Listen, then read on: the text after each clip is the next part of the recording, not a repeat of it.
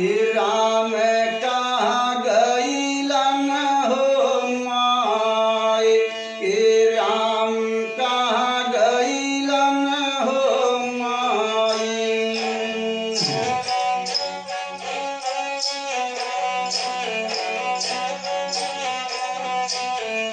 यही अपने राम लखन दोनों भैया के कौन बनवात जल हो माए, कि कौन बनवा भेजल हो माए।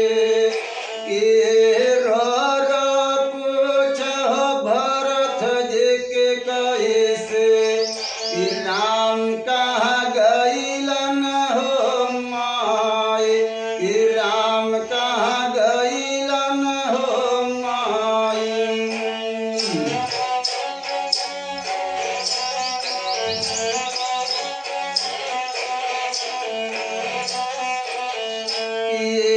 गेला गेला कपड़ा हो माय, यही अपन तरवा दसवल, यही अपन तरवा दसवल।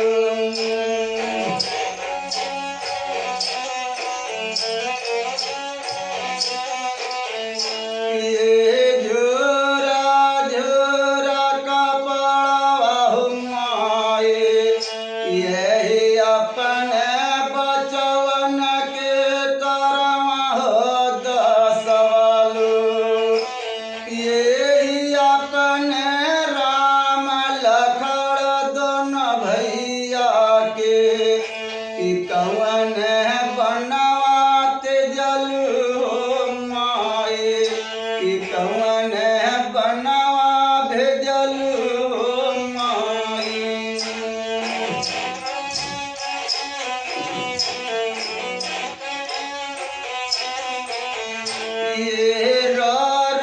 पूछो भरत भैया के कैसे, राम कहाँ गइलन हो माय, के राम कहाँ गइलन हो माय।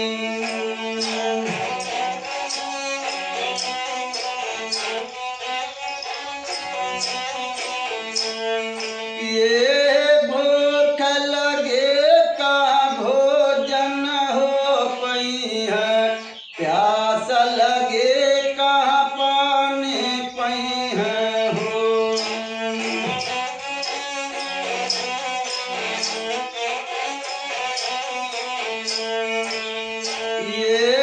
भूख लगे कहाँ फल फूल हो पई है, नींद लगे कहाँ दासन हो पई है, कास फूस गड़ जई है हो माई।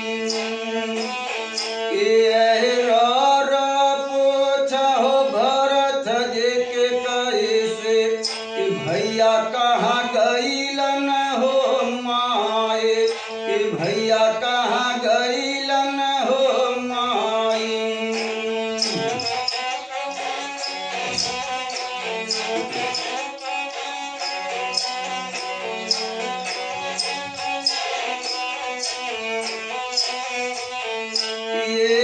राम बिना मोर सुनिया अयोध्या हो, लक्ष्मण बिना चौपाए हो।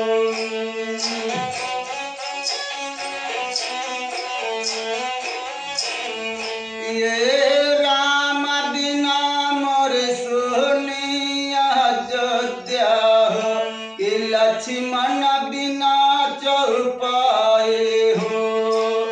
सीता बिना मोर सुनि हो रसोइया, के अब घर भोजन बनाए हो। पूछो भरत जी के कैसे, राम कहाँ गइलन हो माय, राम कहाँ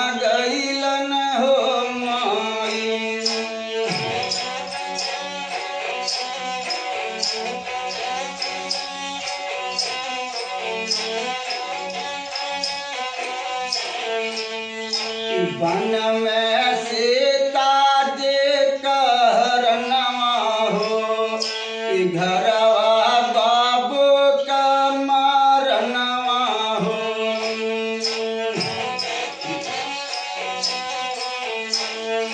वन में सीता जी कहरनवा कि घरवा बाबू जी का मरनवा हो कि घर बाहर होए विपत पड़े कि रो पूछा हो भरत जी के कैसे कि राम कहाँ गईलन हो माए कि राम कहाँ गईलन हो माए।